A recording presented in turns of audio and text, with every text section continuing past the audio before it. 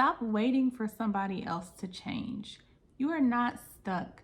You're just addicted to your own suffering. And don't worry, I was there too. So my question to you is, why do you keep holding on? And most importantly, when are you gonna break free?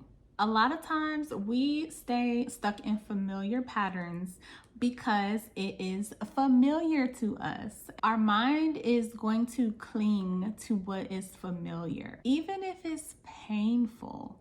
Have you ever seen people that are just stuck in their ways?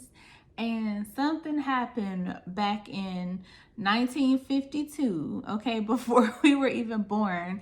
But you see how people are just stuck in time, or I don't know, something happened, and because it's a familiar feeling, your mind is going to cling to that, because your mind's job is to keep you safe. Your mind's job is to keep you out of danger, right? And so that's why the mind seeks familiar things. The mind is trying to sense danger. And so anytime we experience change, the mind is going to tell us that we're in danger. Now, if you are having a bear or a tiger chase you, then of course, run. That's what those primary instincts in us are for. Like, yeah, run for your life, okay? But I don't know, you're not supposed to run from a bear or a tiger, but you get what I'm saying. Get to safety, do what you need to do to be safe. But if there is no real physical threat, the mind is going to perceive any type of change as a threat. And so we're going to get those same primary, instinctual, lower level, primal responses. And this causes, I have my notes here so I stay on track. This causes a lot of overthinking. It causes us to doubt ourselves, and it just keeps you in a toxic cycle of staying safe, because at least if we're safe, we can predict the outcome. We can predict what's going to happen, right? And so there's a lot of safety and predictability, and we know what's going to happen next. We know how this thing goes, even if it hurts us. We also justify staying stuck, and we tell ourselves it's not that big of a deal, it's not that bad, or we actually hope that things will change. That's a big one. A lot of times we delay our healing because they wait for their circumstance to change, they wait for their situation, they wait for people to change, and a lot of times it doesn't, and you end up putting your life on hold for something that you could have made a mindset shift to have a different experience of whatever circumstance, right? So the next thing that I have is we have a fear of letting go. Again, whatever circumstance or experience that we had hurt us, right? We have this protective mechanism. We have this primal instinct to protect ourselves. And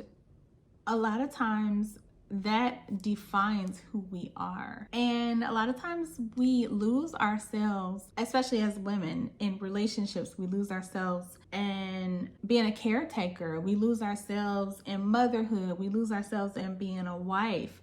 And so a lot of times that has become our identity. If you've been in a toxic relationship, you've lost yourself and you've taken on the identity of a narcissist victim, right? And that becomes your identity. And a lot of times we are, again, afraid to let that go because we don't know who we are outside of that.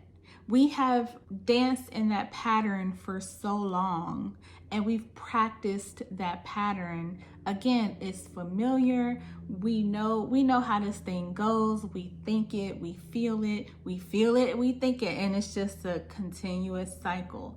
But it's familiar and it's predictable. And again, let's be honest, there is a certain fear in the unknown, and it takes courage to face the unknown. It really does. It takes courage. Deep down, are you afraid of losing yourself again? Because you've lost yourself in this relationship. You've lost yourself in being a caretaker or whatever hats you wear as a woman. But if you let this go, whatever happened, are you going to lose yourself again because you've taken on this identity? So that's another reason we stay stuck in pain. We need to break this cycle. How do we do that? We change ourselves, because again, nothing's going to change until you do. Not your situation, not your circumstances, not people. It's you. You are the one that has to change. Healing starts when you stop waiting for other people to give you permission to step into your power, to heal, to reclaim your life, to move on. And the moment you choose yourself, I promise you, you will never lose you again.